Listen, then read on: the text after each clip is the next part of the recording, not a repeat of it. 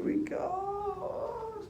All right, so the reason for why they're okay with letting James II become king is that James II is an old dude, right? He's like in his late 60s, and when he kicks the bucket, which they hope will be very soon, he has an older daughter. She's an adult. She's married, right? And he was married, and she's a Protestant. So they're like, cool, we'll get a Protestant back in power. Everything will be all Gucci, right? So they're just waiting for the old geezer to die. Well, then next year goes by, and the old geezer comes running down into the Parliament. He's like, Parliament, guess what? Your king is going to be a daddy. And they're like, what? Like, yep, my wife is pregnant. Woo! Like, dude, you're like 69. He's like, yeah. He's like, but my wife, she's like wife number 4. She's my trophy wife. She's like super young. She's pregnant. We're going to have a kid. So now Parliament is all like, oh. If it's a girl, no big deal, right? Because she would have 2 older half-sisters who are both Protestants, so they're okay. But if James has a boy, even at 1 year old, he would get to be king over the 2 older girls, just because boys are better. It's just the way it works. Listen, it's just how it is. That's what your dad tells me all the time. So, they have to wait around for 9 months, right? Because there's no ultrasound, they don't know. So they're waiting, and finally, bam!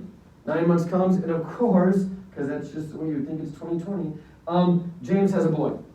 Parliament's like, dude, there's no way we want to have a boy, because if it's a boy, there's a good chance, right, that the boy will be raised Catholic. And then we'll have like 80 years of a Catholic king. So what does Parliament do? They invite James's daughter Mary and her husband, King William of the Netherlands, to come over anyway and be king and queen, right? Mary is kind of like, well, hang on a second. Isn't my dad the king still? Yes. Okay. So I get to throw my dad out of power? Yes. Mary's like, sweet, I hate my dad. He's a big weasel. So she goes sailing over to England. James hears his daughter's coming, okay? He has seen his daughter's temper tantrums. They make Alyssa's look like nothing, like a walk in the park, right? He's like, I don't want to see her throw a temper tantrum at me. I'm scared of my daughter. She freaks me out. So James runs away from England. Can't even handle his daughter, okay? That's bad, right? So literally, Mary and William and Mary, walk into England and become king and queen. This is why it's called the Glorious Revolution, is because there was no bloodshed. It was like, no, we're king and queen now. And everyone else is like, dude, where'd our king go? Like, dude, he bolted. He was like, he was out the door. Okay? Excurted. So once he gets in France, James II starts thinking like, maybe I shouldn't have left England. I wasn't the king after all. So he tries to come back in 1688, he tries to reinvade England, and gets repulsed. They're like, no, we don't want you anymore, dude, you left us, you suck. So he goes home in defeat. William and Mary passed the Bill of Rights, which is very similar to our Bill of Rights that we have in the United States, it's modeled after them. Okay? Says that everyone gets a right to a trial, there's no cruel or unusual punishment, except for watching Adam Sandler movies. They leave that in there, because that's bad. You can't watch Adam Sandler. That was a joke. Oh, so you get a laugh. So, Mary and William, they go for a little, but unfortunately, all the good plans go awry because Mary dies at the age of 32 of smallpox before she can have kids that can take the throne. William is not English, so he doesn't get to stay king. He has to move back to the Netherlands.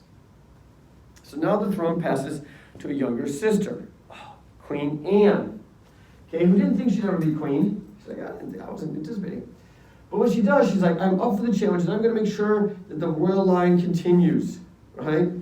To that end, Queen Anne, in a 7-year period, as she was ruling, actually it was longer than this, actually, had 17 kids. She's like, I'm making sure that there's another ruler. Unfortunately, all 17 kids die before Queen Anne does. So pretty sad, right? I mean, just 17-year kids like going before you is not good. It's terrible. Right? 1, okay, 2, now you start thinking you're cursed. When it gets up to 11 and 12, you're like, wait a second here, there's something going on. You know, it's really bad. 17 chillins. Okay? That's more than a baker's dozen. That's not good. So in the month that she wasn't pregnant, she's like, I got to do something. So she unites Scotland and England, right, into becoming the United Kingdom, right?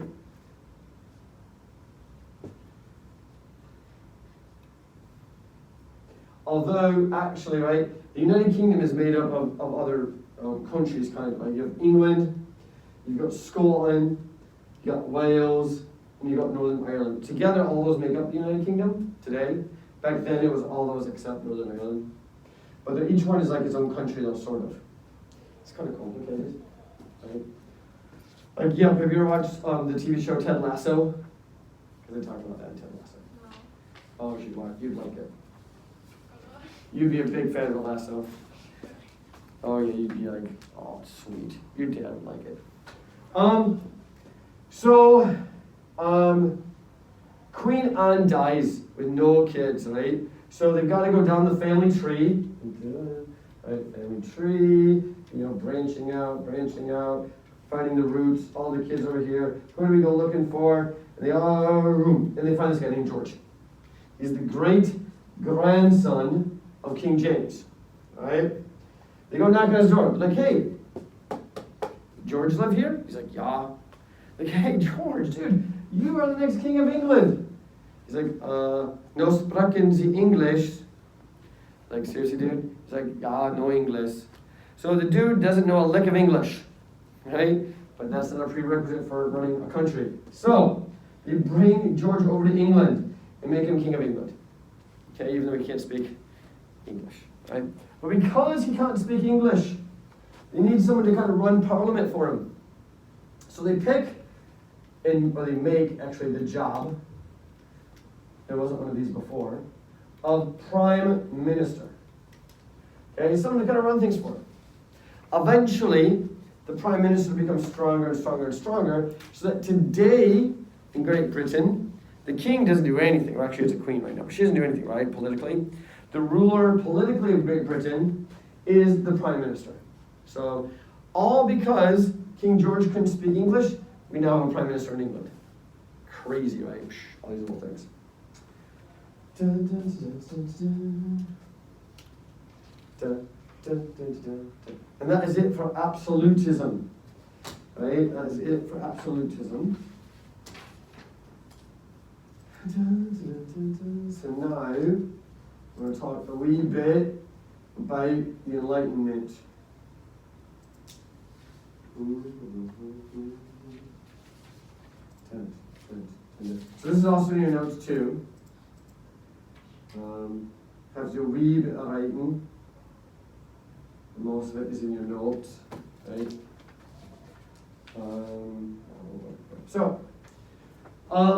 The Enlightenment, actually I'm going to move Phelps.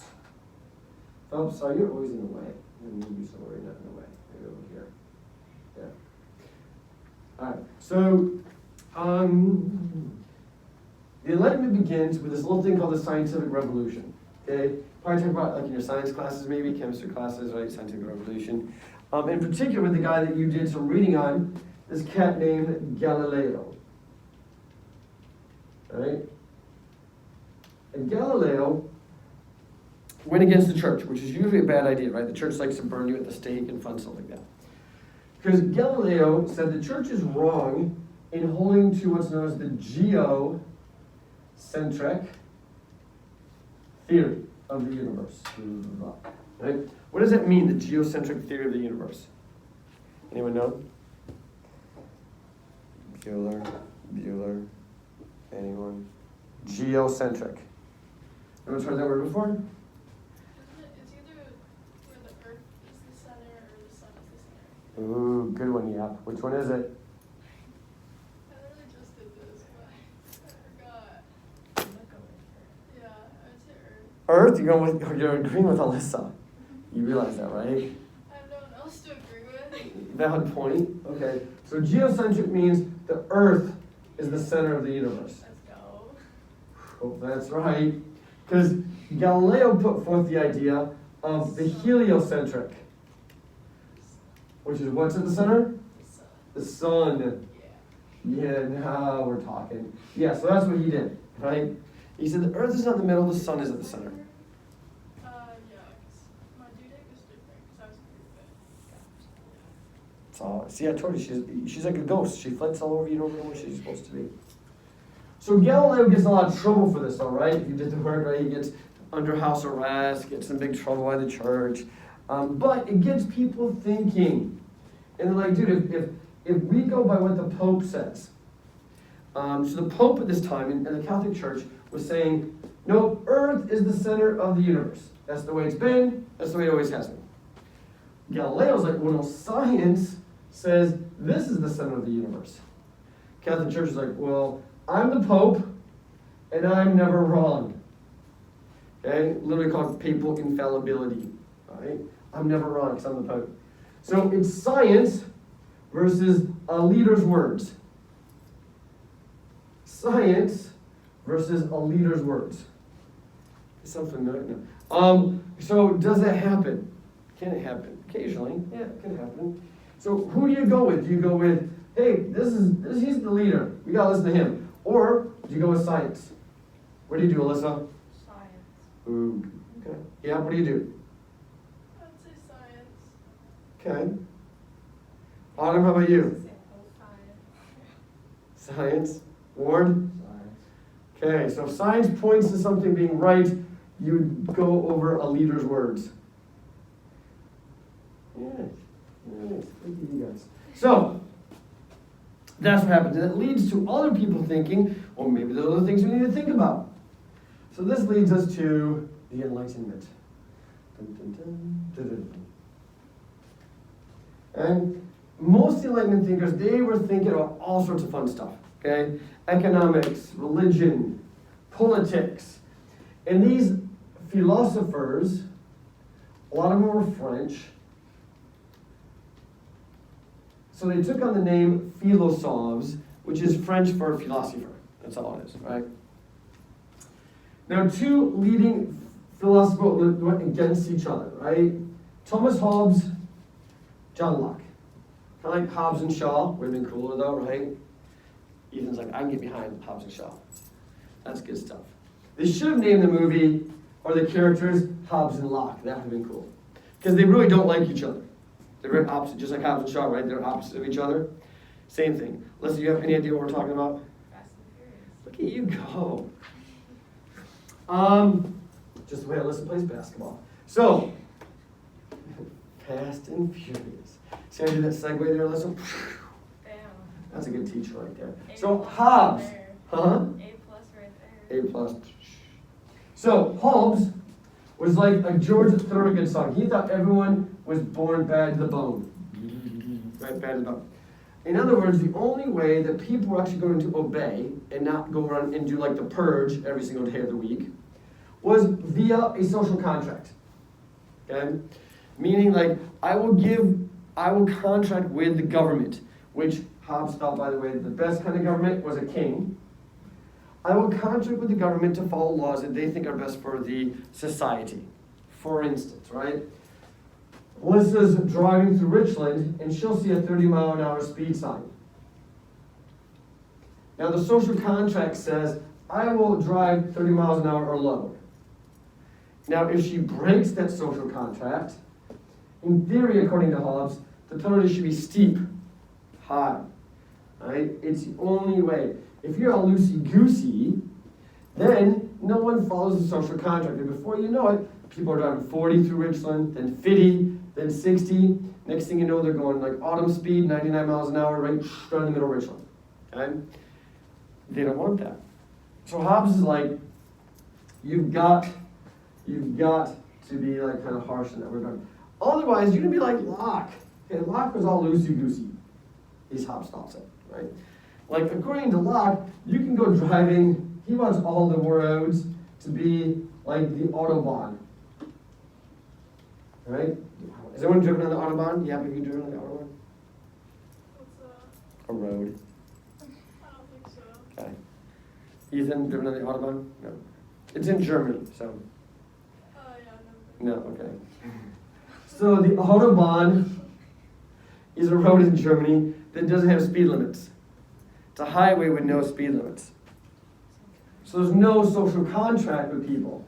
So, Alyssa, let's say you jumped on the Autobahn in your little car. How fast would you go? 70. I'm not talking about just getting on the highway. Like, imagine you're already on the highway. You probably go 70 just to get on. Oh, yeah, no, I'd probably be doing close to like 100. Close to 100? All right, yeah, but you a lead foot? Yeah. So how fast would you go, Yap? I don't know. Ethan, what about you? I'd be going 120. Ethan's trying to go, pedal to the metal, fast as I can go. Vroom. So I've been on the Autobahn, and it's freaky, because there's no speed limit. And so you are going like 70, like, la, la, la, like just getting on the on-ramp, and people are just right by you, right? It's scary. It's super scary. I mean, you're going, hey, I'm going 100. That guy had to go 200 miles an hour, right? And then the fun thing, though, is every 10 miles or so, you see a huge pileup because someone else is going 250. And so a lot of accidents on the Autobahn.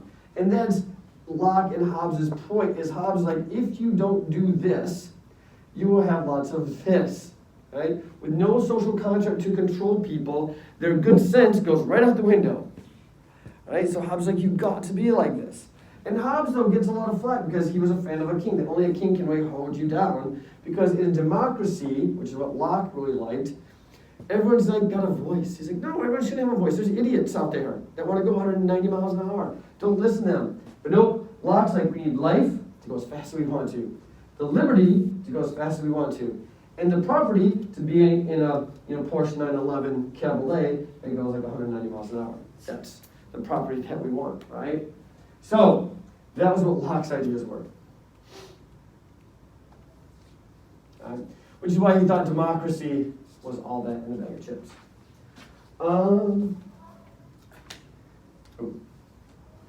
One of the other big Renaissance writers, thinkers, philosophers, right, was this dude named Voltaire. Right? Voltaire wrote about freedom of speech and freedom of religion. That was the big things that he was pushing. Voltaire, very anti-Christian, anti-Catholic, anti-church. And he didn't matter if you were Protestant or Catholic, he just hated all the church. So he was a big fan of something called deism. I would know what that is, I'd write it down. Because I don't have it there. But I'd write down what deism is. Good chance it'll be a test question. Just don't worry about that. Okay, deism. Deism is this idea that the world was created as a clock. God created the world, pushed the on button, and then said, I'm done, I'm going to go sit on the porch, drink my Arnold Palmer, and call it a day. Except his day is like for eternity, okay? So it's barely Christianity. You're acknowledging that there's a God, and that's it.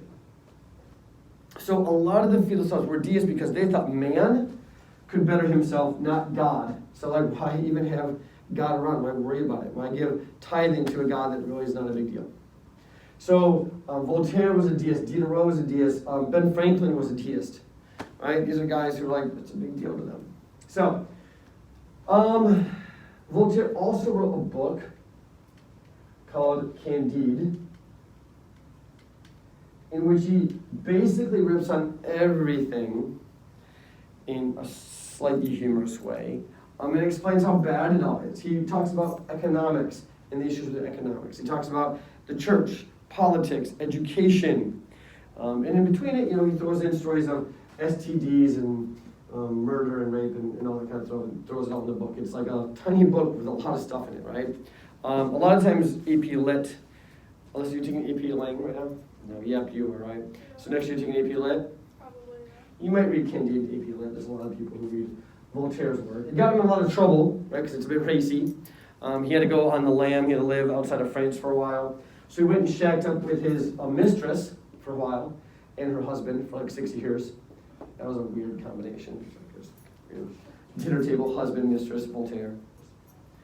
Are you reading Voltaire? No, I like it. Okay, you stay as long as you like. Another philosopher, right, was Denis Diderot. Cool French name, not Denis Diderot. Which is not in your notes, so I put him towards the back because he's kind of an important person. is Dennis Diderot. There's a little bit of blank there in the back. His big thing that he brought to the party is he was the editor of the encyclopedia, the very first encyclopedia. Right? Does anyone actually at home still have a set of encyclopedias?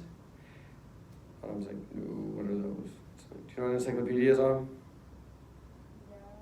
What is it? Like a dictionary. Yeah, exactly. It's like Wikipedia, but with books. Right? That's where we get Wikipedia from, was from encyclopedia. So again, it's like, usually you have, like one book is A, like everything in the A. Everything you can think of is another A. Right? And then everything you can think of in another B is in the B book. Right? Literally remember, as a kid, like 9 years old, and my grandma, like for my birthday, bought me like the A book of the encyclopedia. It's like, yes, I get to read all the aardvarks and ants and anchovies and you know, just A all the way through. And then the next week, I got B. I was like, yes, B's, Beethoven, Bach. You read all the way through it. I was really bored as a kid. I didn't have Xbox. So nowadays, though, I mean, think how hard it would be to have a paper copy, right? Because things are changing and moving so fast, it'd be really hard to do. But back then, it was a cool thing, super expensive because of this, though, because of the publication and everything it did with it. So Diderot would always try and start like kings and queens, make a little extra cash. Right? It was a big deal. All right. Then you have the Baron de Montesquieu. Right? We'll just call him Montesquieu. It's a lot shorter, a little bit easier to say, right? The Baron de Montesquieu. So he was a big fan of politics. That was his big thing. And he'll be big in American politics as well, right? Because the Baron de Montesquieu, he publishes something called The Spirit of the Laws. And in it, he talks about a couple things. One, and we use this in the United States, separation of powers, okay? That basically, a good government, if it's a republic, a democracy, should be divided into 3 equal parts, right? What are the 3 equal parts in the U.S.? Legislation. Okay, so what would that be? Or who would that be?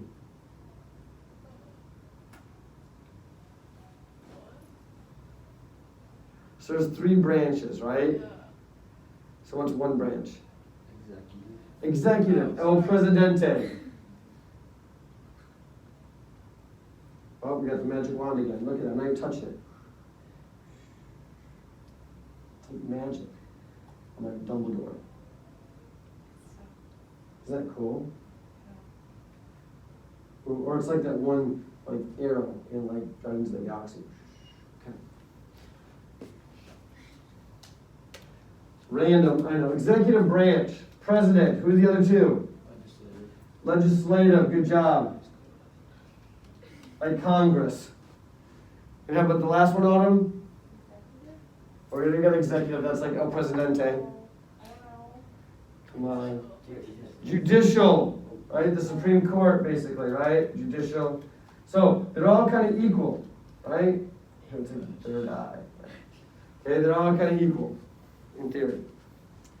So we have that, and we have Montesquieu to thank for having that in the United States. He also said, we didn't take his idea on this, initially we thought we did, but we kind of strayed from it. He thought that there's 3 main types of government: a despot, a republic, and a monarchy. A despot is like a dictator, right? Republic, that's like a democracy, obviously. And a monarchy, he thought was a king with a constitution. Okay? He then said, Baron de Montesquieu. stop. What? Bullocks.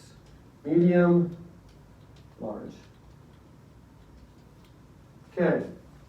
So he thought that depending on the size of your country, that's what determines what type of government you should have.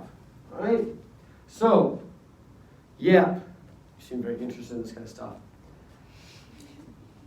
Dictator, democracy, constitutional monarchy. Which goes with what size country?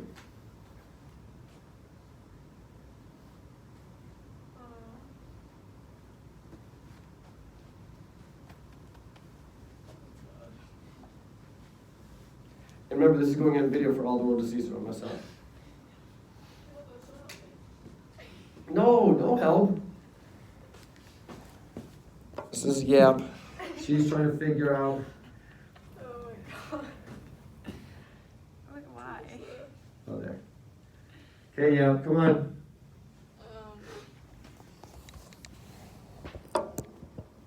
A dictator for small? Yeah, that was Okay, dictator for small. Okay. And then medium or large? What is, let's say next to republic. Oh, Democracy. Oh. Is that large? Or medium? Large. Which one? Yap. I guess large. I guess we're going large. So that means a constitutional monarchy is medium, right? Sure. Yeah. Okay. How many? We all agree with Yap? Yeah. Autumn. Yeah. Listen. Yap says, let's jump off a cliff, guys. Well, yeah, that's Yap. We're gonna go with Yap. Yap's wrong. Okay, let's try it again. Oh, what? How did it go to this? Alright. This thing is like a mind of its own. Monarchy? Small, medium, large. Dictator? All right, Alyssa, what do you think? Monarchy large. Republic small. And then dictator medium. Oh, how many think Alyssa's right now? Yeah, I guess. Sure. Ethan? Okay. Let's jump off a second cliff. I'm wrong. Wrong. All right, Autumn, your turn. I guess just make a line straight across. Wow, there's a lot of thought going on behind that one. So yeah, just boom, boom, boom, right? How many agree with Autumn? Wouldn't that be funny if that was right? It's right, isn't it? Probably. Yeah, no, it's not right. Good grief, people. All right, Ethan, you're last. Okay, I gotta guess now. Oh, it's Ethan's turn. You had your chance to be right, and you were wrong. Can't believe another No. guess. It- I'm not going, I'm just saying I have another one. All right, Ethan, go ahead. Bring us home. Monarchy, what is it, monarchy large? Monarchy large. Okay. Despot medium. Despot medium. Republic small. How do you think Ethan finally got it? Isn't that what I Yeah, that's pretty simple.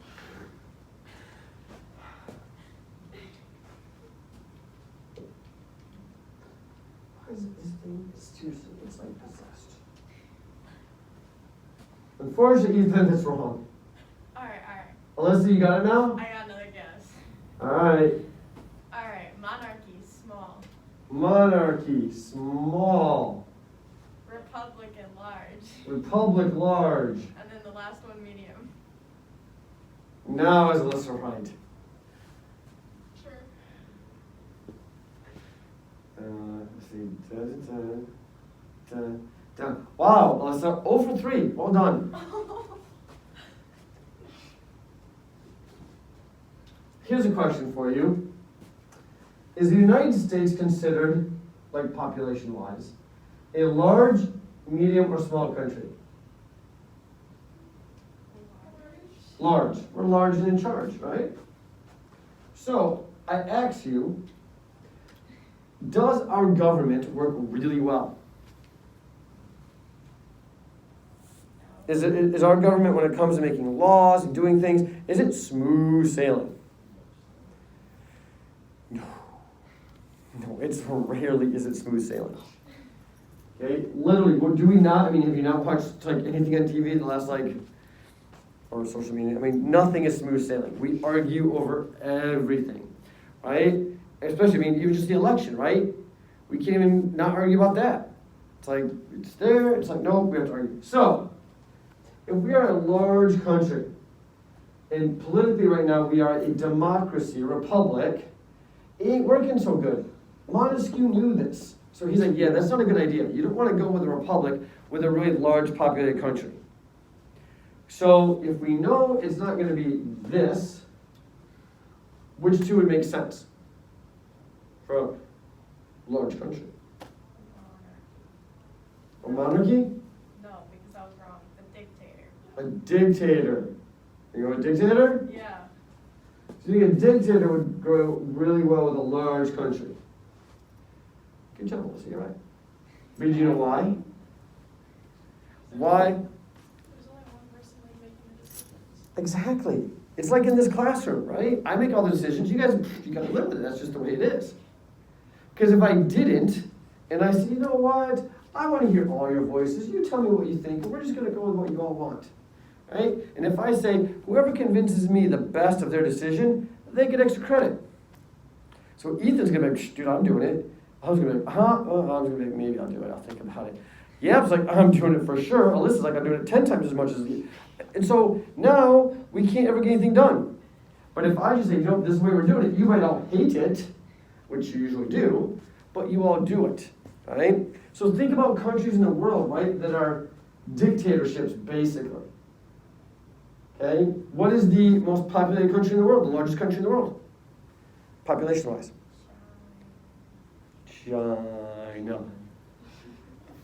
China. China is ruled, right, by basically a dictator. He's a president for life. Okay, he's a dictator.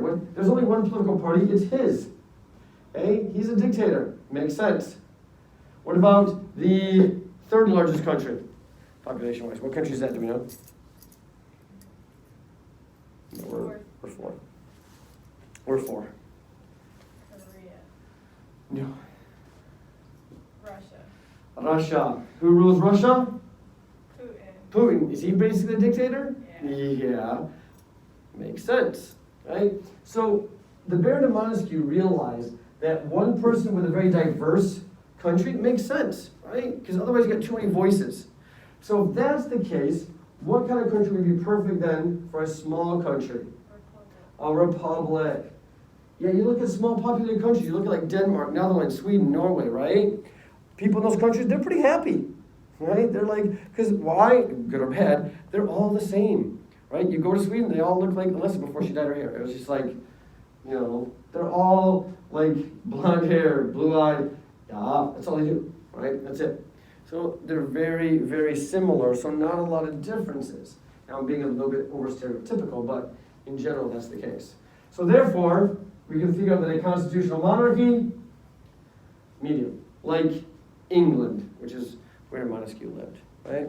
So that's the way that all kind of folds out. Boom, boom, boom, boom, boom, boom. Wow, you guys took the longest of anyone ever. Encyclopedia, Diderot. Then we got this cat, Jean-Jacques Rousseau. Jean-Jacques.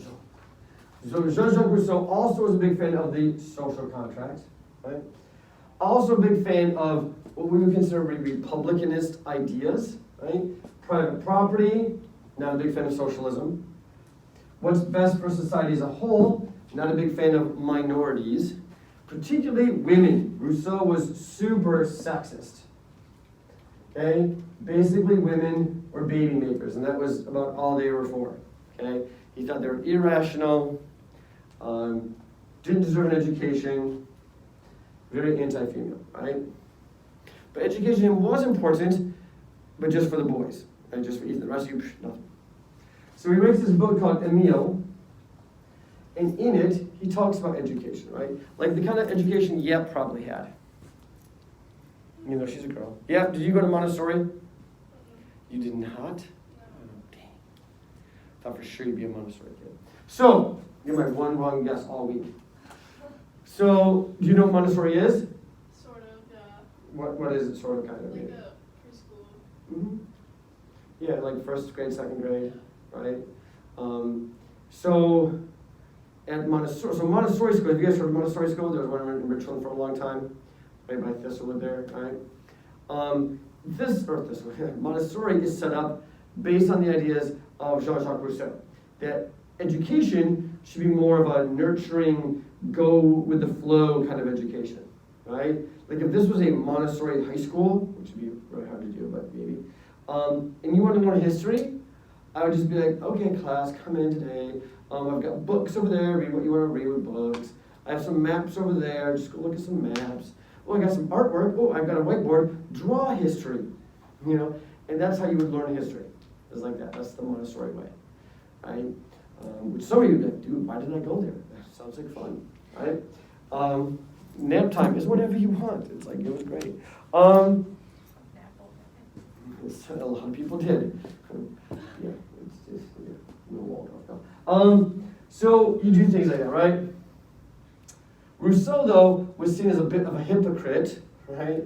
Because you think, oh, this is the way education should be with children stuff. Well, he knew how expensive kids are, right? Travel soccer, yeah. And so, what does he do? He sends all of his own kids to an orphanage.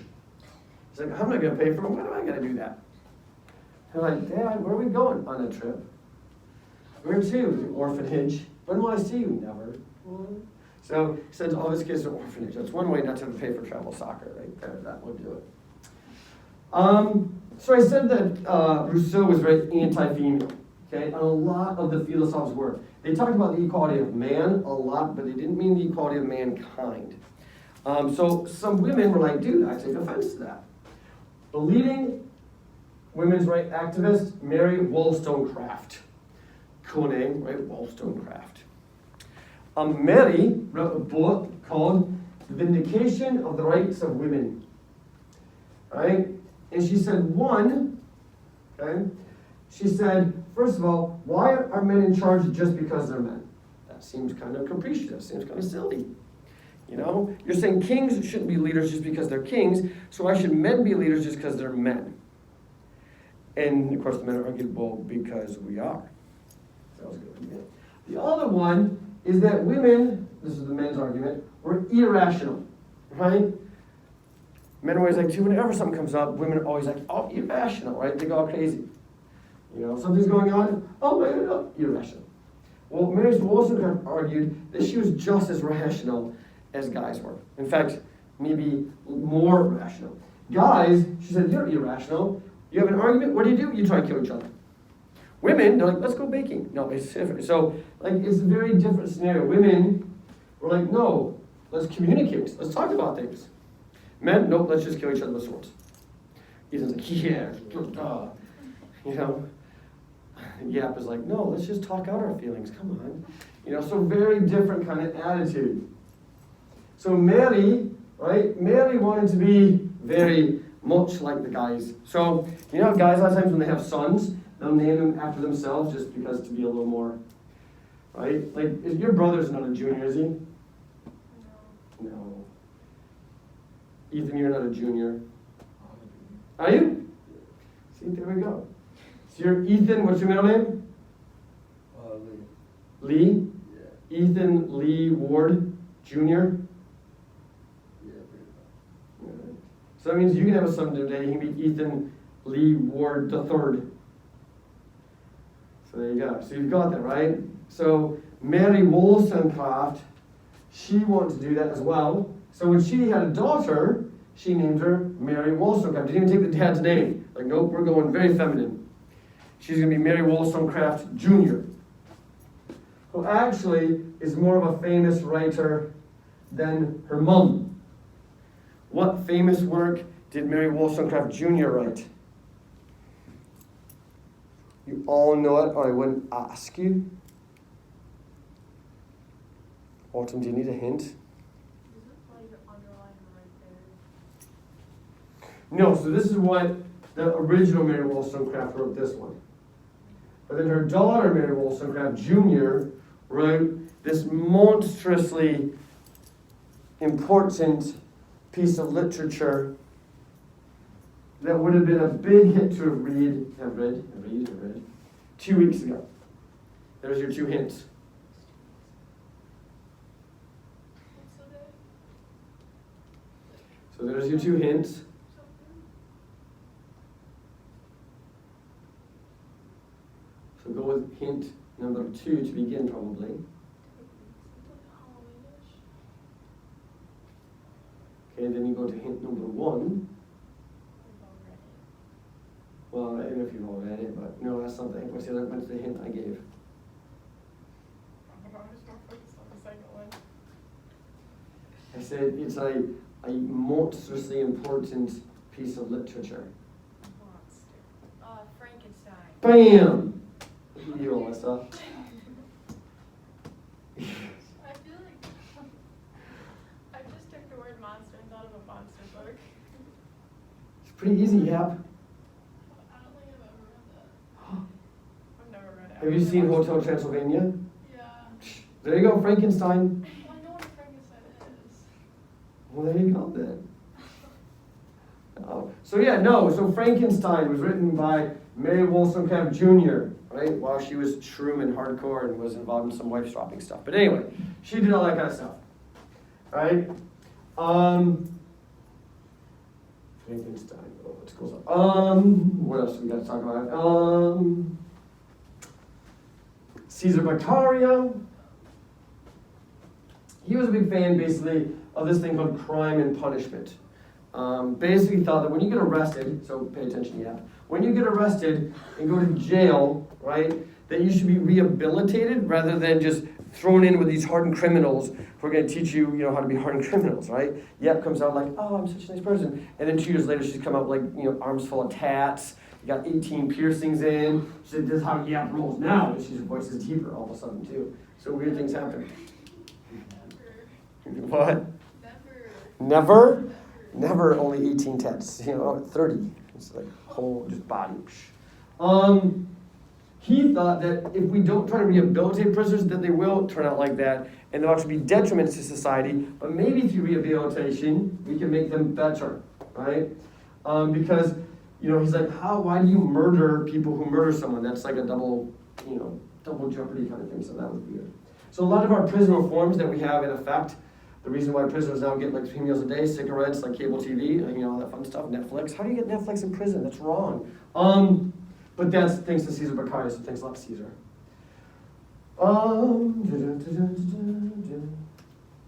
Then there's this cat, Adam Smith, right? So, muy importante to be at least uno o dos questions by Adam. I love Adam. Adam's a good guy. So Adam's a physiocrat, meaning he's a philosopher who focused mostly on economics. That's what the word physiocrat means. I would know it, I would write it, I would love it, know that word. Okay? Know that he's Scottish, so he likes to wear a kilt, right? Because he doesn't like to wear a kilt, except when it's really cold out, it's drafty. Adam Smith, Scottish physiocrat. He writes a book called The Wealth of Nations, right? And in The Wealth of Nations, he talks about a few things. One, he talks about something called, write this down, laissez-faire economics. A push, coming back at you. You'll learn about this in econ with Mrs. Rowland as well. So what is laissez-faire economics, Yap? Isn't that when it's like less strict government? Mm-hmm. Less strict, laissez-faire means hands off, right? Don't touch it, leave it alone. So he believes that the government should stay out of the business of business.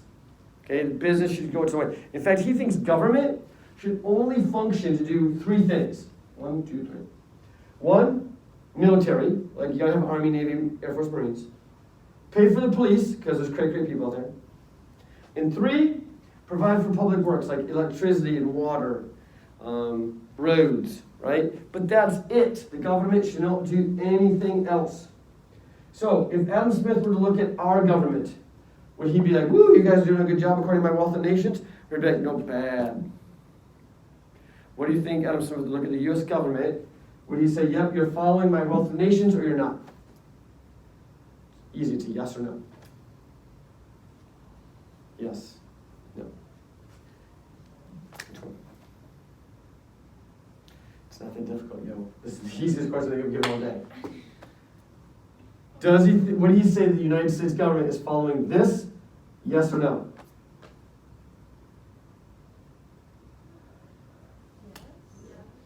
No! For the love of all that's holy. Does our government only pay for our military and like water and electric? No, they do a lot more than that, right? Right? Do we not have something called Social Security?